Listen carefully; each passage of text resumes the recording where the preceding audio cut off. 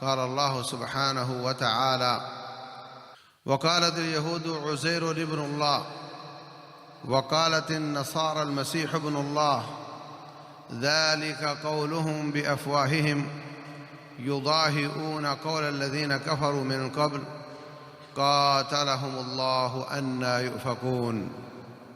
محترم سامعین اور سامعات، اللہ تبارک و تعالی ایک ہے، ہر لحاظ سے ایک ہے، ذات کے اعتبار سے بھی ایک ہے، صفات کے اعتبار سے بھی ایک ہے، عبادت کے اعتبار سے بھی ایک ہے۔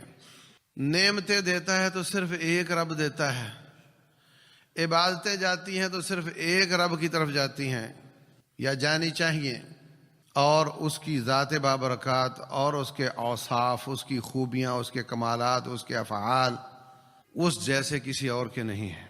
وہ ایک ہے۔ ایک کا معنی عربی میں ہوتا ہے واحد، واحد سے بنتی توحید، کہ وہ ایک ہے۔ مکے والے اللہ تبارک و تعالیٰ کو اس معنی میں ایک مانتے تھے کہ تمام قسم کی خوبیاں اللہ کے پاس ہیں، لیکن عبادات کے حساب سے وہ اللہ کو ایک نہیں مانتے تھے۔ اس وقت کے عیسائی اور یہودی وہ اللہ کو اللہ مانتے تھے، آخرت کو آخرت مانتے تھے، جنت جہنم کا تصور ان کا موجود تھا۔ اپنے نبی عیسائی حضرت عیسیٰ کو نبی مانتے، یہودی حضرت موسیٰ کو نبی مانتے، مگر ہمارے نبی صلی اللہ علیہ وسلم کو وہ نبی نہیں مانتے، اس لیے ان کو مسلمان نہیں سمجھا۔ اس وقت سے لے کر آج تک ان کی عقائد میں خرابیاں بڑی ہیں، کم نہیں ہوئیں۔ یہ حضرت عیسیٰ علیہ السلام کو خدا مانتے ہیں، یہ کافر ہیں۔ نہ ان کی پیروی کرو، نہ ان سے محبت کرو، نہ ان کی مشابہت اختیار کرو۔ وَمَن تَشَبَّهَ بِقَوْمٍ فَهُوَ مِنْهُمْ، جو کسی قوم سے مشابہت کرتا ہے وہ ان میں سے ہوگا۔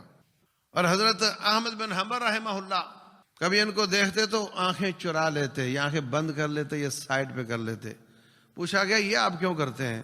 کہا میں اس شخص کو دیکھنا نہیں چاہتا جو کہتا ہے کہ میرے رب کا بیٹا بھی ہے، نعوذ باللہ۔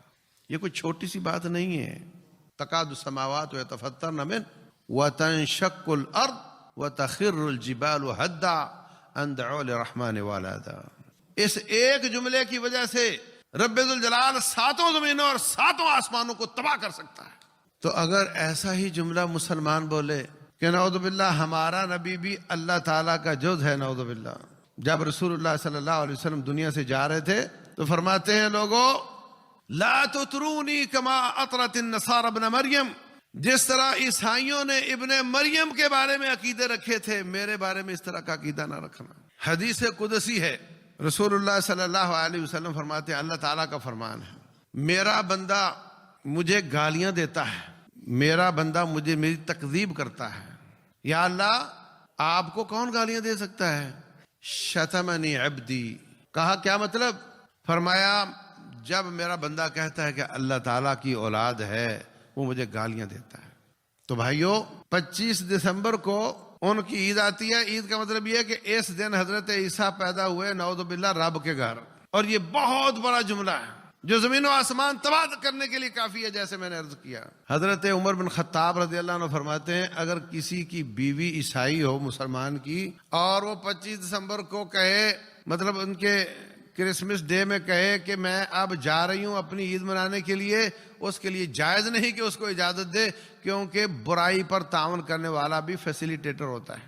آپ سے آ جاتے ہیں وہ عید مانگنے کے لیے، آپ کے پیسوں سے وہ عید مناتے ہیں۔ اور عید منانے کا کیا مطلب ہے؟ کہ نعوذ باللہ رب کا بیٹا ہے۔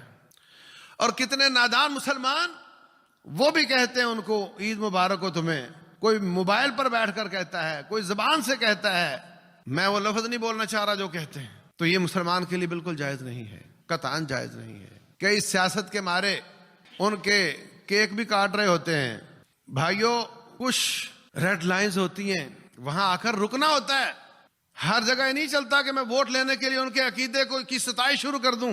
اور جس گاڑی کی بریکیں خراب ہوں اس کی سپیڈ ٹھیک نہیں ہوتی۔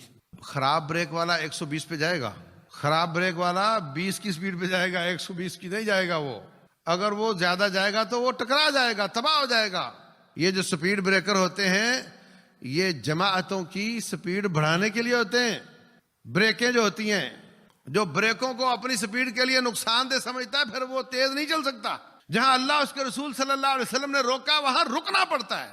اس لیے اس کی اسلام میں کوئی گنجائش نہیں ہے. روٹین میں میڈیکل کے شعبے میں تعاون کرو، کھانے دانے کے شعبے میں تعاون کرو، اور اس کے پیچھے اسلام کی دعوت کو فائدہ دو، لیکن اس کے عید کے موقع پر نہیں. یہ اور چیز ہے. اچھا معاملہ کرنا اور چیز ہے، اور ان کے دین پر، ان کے برے شرک یا عقائد پر ان کا تعاون کرنا یہ اور چیز ہے.